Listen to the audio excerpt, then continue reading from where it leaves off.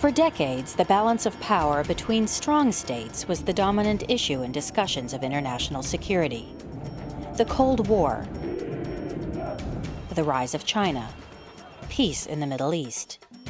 But today, it is fragile states, whose conflicts were once often overlooked, that are seen by many as posing potentially greater threats. Fragile states straddle the thin line between survival and chaos. They suffer from weak governing infrastructures, internal conflict, ethnic tensions, or economic despair. These threats have the potential to spill across borders and jeopardize global stability. The world is more and more interconnected. Louise Arbour is a former United Nations High Commissioner for Human Rights and president of the International Crisis Group, a leading source for analysis on conflict prevention and resolution. It's very difficult to imagine the collapse of the total collapse of a state that would have no repercussions, first on its immediate neighbors and on entire regions, and eventually, I think, on all of us. So I think there are very good reasons to make sure that someone is paying attention and someone is attending to these smaller, lesser known, but very acute crises.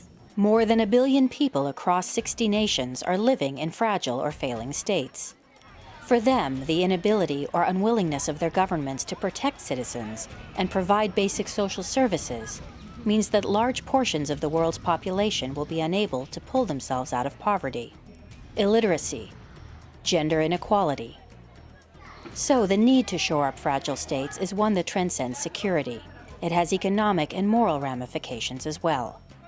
But as the threat from smaller, fragile states has increased in recent years, there simultaneously has been an increase in attempts to shore up these countries through a range of responses from aid to military force. In this video, we will examine 4 fragile countries on 4 continents: the Democratic Republic of the Congo, East Timor, Bosnia, and Haiti. All have been the target of large multinational efforts to counter instability within their borders and to create state institutions able to withstand such internal pressures.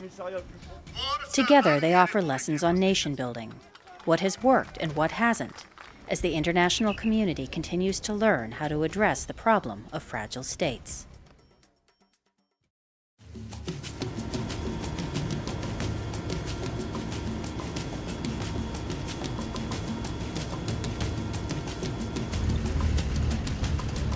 Often, the first step in stabilizing a fragile state is to end its internal conflict. And increasingly, the world's response to such crises is to send in a United Nations peacekeeping mission. The Democratic Republic of the Congo has been at war for over a decade. An estimated 5 million people have been killed and millions more displaced. The violence has pushed Congo to the extreme end of fragility. It is on the verge of outright failure. The United Nations force here in DR Congo is the largest in the world. 20,000 uniformed personnel securing an area the size of the eastern United States. Peacekeeping used to look like this: relatively small forces standing between 2 national armies, monitoring a peace deal. The UN got very good at that.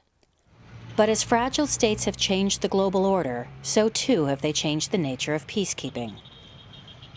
Thank you. Alan Doss heads up the UN mission in DR Congo. We are far from the classic model of peacekeeping, you know, the thin blue line separating 2 states.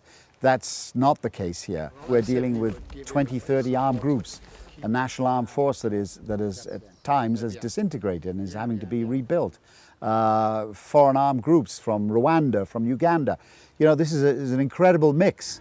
Doss admits that faced with a battle over natural resources, shifting front lines, a patchwork of ethnic rivalries and unpredictable combatants, the UN is struggling. And it's not just a tougher environment, it's more responsibility. The UN in DR Congo is tasked with enforcing a tenuous peace deal by disarming the rebel groups who often break it, and must frequently partner with Congo's notoriously abusive national army to do so. But above all else is the UN's mandate, a direct order, to protect DR Congo's 60 million people from harm. They have what is called a Chapter 7 mandate, which means that UN peacekeepers can use force in order to protect people. So if people are at risk and the armed militias are coming, the UN can open fire. It's rare that we see such a strong mandate. Anneke van Woudenberg is a lead researcher for Human Rights Watch. This is a true test case.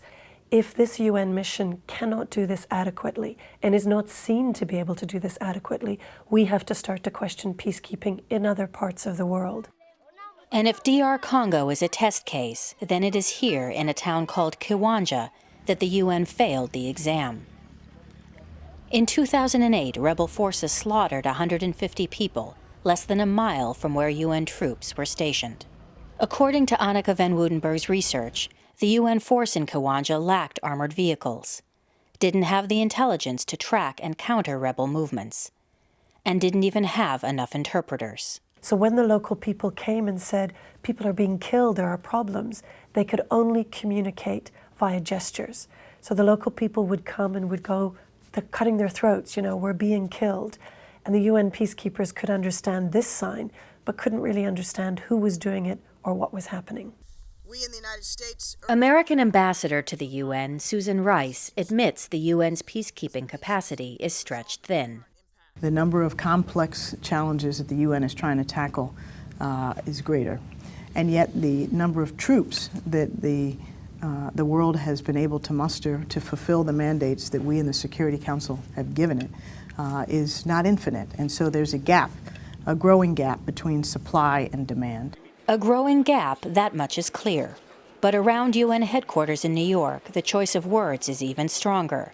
That peacekeeping is in crisis, at a breaking point. A number of our missions face risks that are so significant that there is a potential for mission failure with terrible consequences for the whole United Nations. Part of the problem is the UN doesn't have its own army. Every time the Security Council okays a mission, it has to ask countries to volunteer troops. You've got to knock at all those doors and negotiate then with the countries concerned. We have no standing force. We don't have the Pentagon here. I can't order up an aircraft carrier or something. The vast majority of the troops in DR Congo come from India, Pakistan, South Africa, Nepal, and Uruguay. In fact, only 2% of all UN troops in Africa come from North America and Europe. These are the very countries that when they pass these resolutions to give the ability to use force, they're the same nations that will not give the United Nations those very troops to do so. The UN is dependent on third world countries for the troops to these missions. They don't have European forces. They don't have American forces, which have better logistical capabilities, which can move more quickly. So sure, it's easy to criticize the UN, but the United States, the United Kingdom, the European Union, they're not stepping up to put their troops in Congo. And so the UN must continue to rely on countries willing to send troops. And here's where the problem can get even worse. Some of these countries actually restrict what their troops can do and where they can go before they're even deployed. And it's there that some of the troubles start, right? So we have some troop contributing countries who will say, yes, well, I'll send this many, but only to this area. Or I will send this many, but not with helicopters. And so then we find that it's a patched together UN peacekeeping operations with all of the faults that we see in the field in Congo. It can be a logistical nightmare for commanders in the field who are sometimes at the mercy of other countries' rules. I understand that some of them, they cannot fly in the night.